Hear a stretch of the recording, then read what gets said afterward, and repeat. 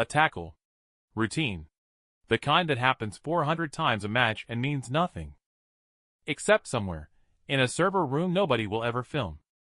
Money had already moved before the card left the referee's pocket. This is the story of what a yellow card can be worth, and who decided to find out. One foul, millions lost. Here's what the world saw. Ivory Coast. Opening match. A scrappy, nervy 1-0 win over Ecuador. A crossbar rattled. A goal scored. A nation exhaling. For 90 minutes, that's all this was. Football. Pure and uncomplicated. The headlines wrote themselves. A young striker, 23 years old, on the world's biggest stage. A team defying odds. This is the surface. The version built for highlight reels and morning shows. A clean story. A simple story. But 3 weeks earlier, something else had already been flagged. 3 weeks before that crossbar rattled, in a different country, in a different match, a different kind of alert had already gone off. Not a goal alert. Not a red card alert. A yellow card alert. On one player. In one market. Placed in volumes that made no sense for a goalless draw between Nice and Metz. Nobody in the stands that day knew it. Nobody watching from home knew it. But somewhere, an integrity unit, the quiet machinery that watches football's betting markets the way air traffic control watches a runway, had just seen something it wasn't supposed to see. This is where the public story ends. And the investigation begins. That's the illusion. A World Cup story about a striker chasing glory. What actually happened underneath it is a story about 35 minutes, one foul, and a market that moved before the whistle did. And here is the part the highlight reels never mention. This sport generates more betting turnover than almost any product on earth. Hundreds of billions of dollars a year, moving through legal and illegal markets, on every league, every match, every Tuesday night fixture nobody outside two towns has ever heard of. Somewhere inside that ocean of money, a single yellow card is a rounding error. Which is exactly what makes it so easy to move without anyone noticing. Nobody watches the rounding errors. Until somebody builds a machine that does. To understand how a single yellow card becomes a financial event, you have to understand what an integrity unit actually watches for. Not goals. Not results. Those markets are too big, too liquid, too watched. The danger lives in the small markets. The ones nobody's supposed to be paying attention to. A card market on a mid-table French league match, between two teams with nothing left to play for, that's not a market that should move. But on May the 17th, it did. France's Professional Football League later confirmed it. An unusual volume of bets, placed internationally, all converging on one outcome. A booking. For one player. In one match. 12 days later, French police made an arrest. Not a conviction. Not a charge. An arrest, and a question that, as of this filming, remains unanswered. Organized fraud. Sports corruption. Proceeds of crime. The Marseille prosecutor's office confirmed the scope of the inquiry, allegations stretching from match manipulation into the financial machinery behind it. Money laundering. Organized fraud. He was released within hours. No charges filed. The investigation officially continues. Hold that detail. Released. Not cleared. Not condemned. Suspended in the most uncomfortable place a human being can occupy, accused and unresolved. Because here's what almost nobody outside the sport understands. This has happened before. And it has gone several very different ways. In Australia, 3 players were investigated for the same exact scheme, engineering bookings to manipulate the card market.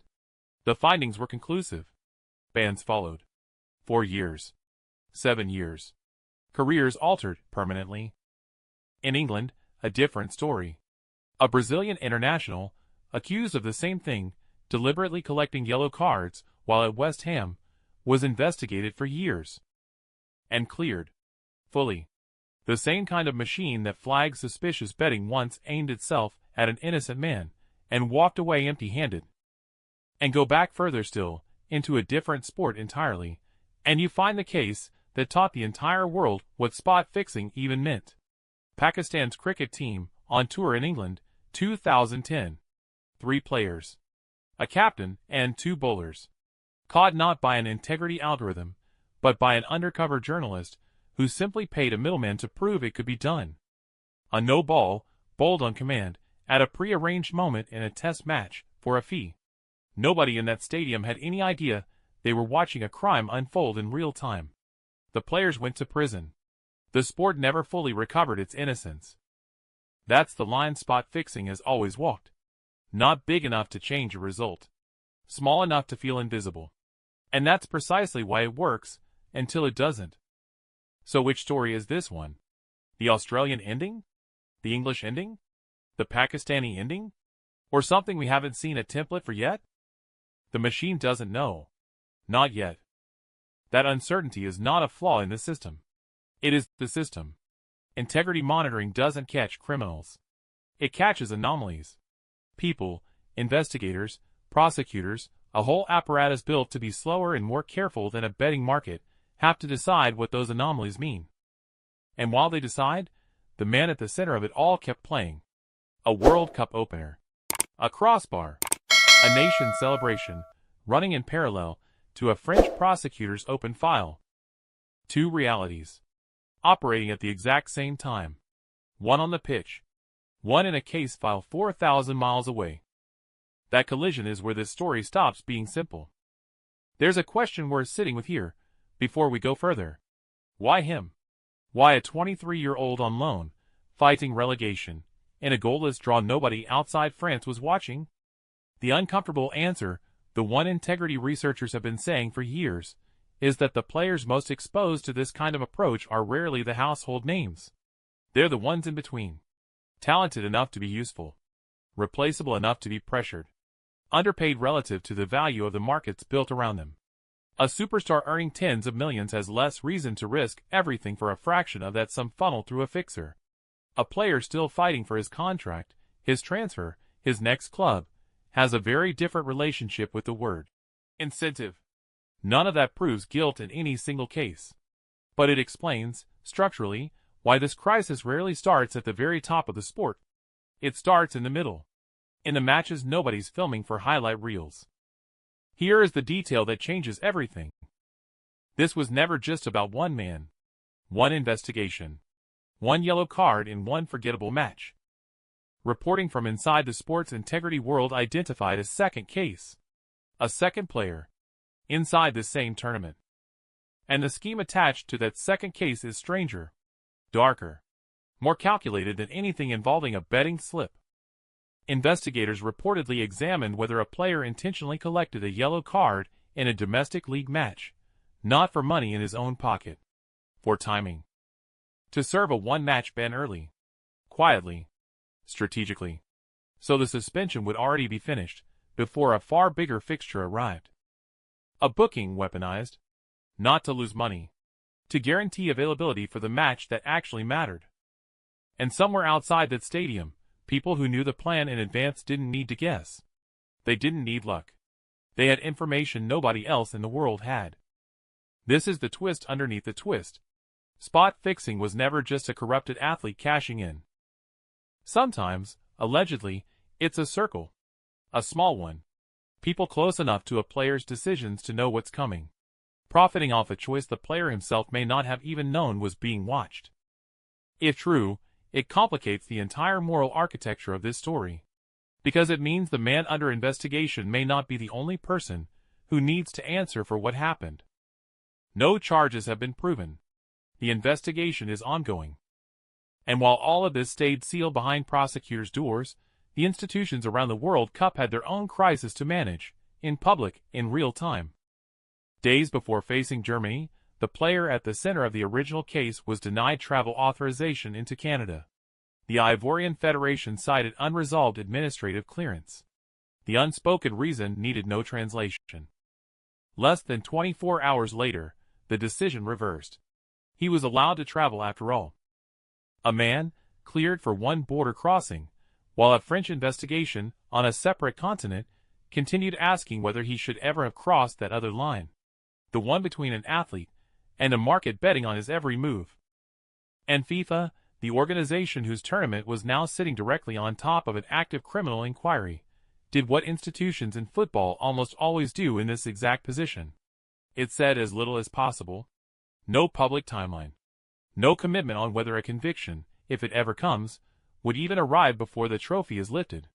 Just the standard, careful language of an organization that has learned, through decades of its own scandals, exactly how much it can say before a lawyer tells it to stop. That silence is its own kind of evidence. Not of guilt. Of something else. An institution that has built billion-dollar broadcast deals on top of a sport it still hasn't figured out how to fully protect. There is a version of this story that ends in conviction. Names cleared, or names confirmed. A tidy resolution, the kind documentaries are supposed to deliver.